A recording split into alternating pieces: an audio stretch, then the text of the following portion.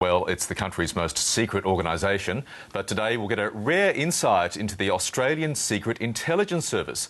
For the first time in its 60-year history, ACE's Director General will speak publicly about the service, its focus and its priorities. Ahead of Nick Warner's speech, reporter Narda Gilmore took a look at the organisation's background and its sometimes controversial history. It was created in 1952, but the Australian Secret Intelligence Service was in fact so secret its existence was not publicly declared for more than 20 years.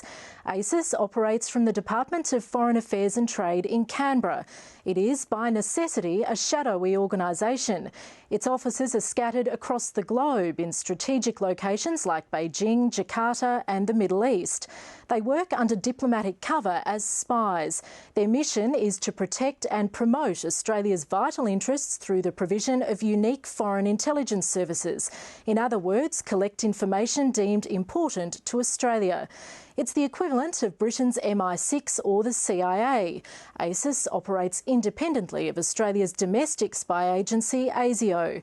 In its 60-year history, ACIS and its operations have been examined by 3 separate royal commissions, the first 2 in the 1970s and 80s by Justice Robert Hope. His reports were never made public. For an agency which conducts its work out of the public gaze, ACIS has had its share of controversy. Suddenly, all hell breaks loose. In 1983, ACIS had its cover spectacularly blown during a training exercise. Machine gun-toting ACIS trainees smashed into a hotel room without permission in a mock hostage rescue, then fled in getaway cars. There was 5 guys with the biggest guns I've ever seen in my life. Submachine guns?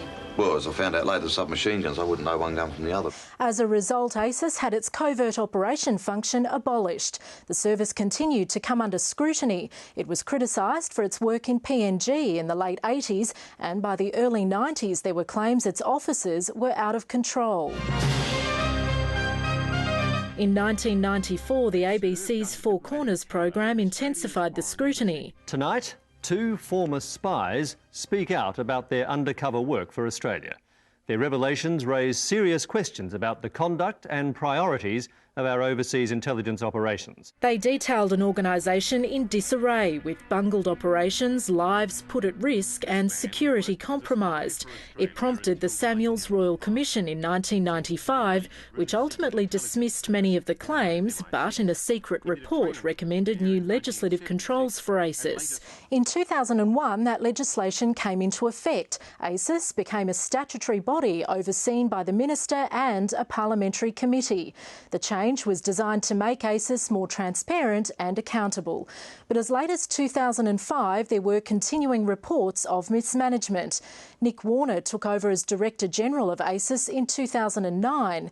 He's a former Secretary of Defence and a 40-year veteran of the public service. That was Narda Gilmore reporting. You can catch Nick Warner's speech live on ABC News 24 at 1:15 Eastern Time this morning. That speech coming to you from Canberra.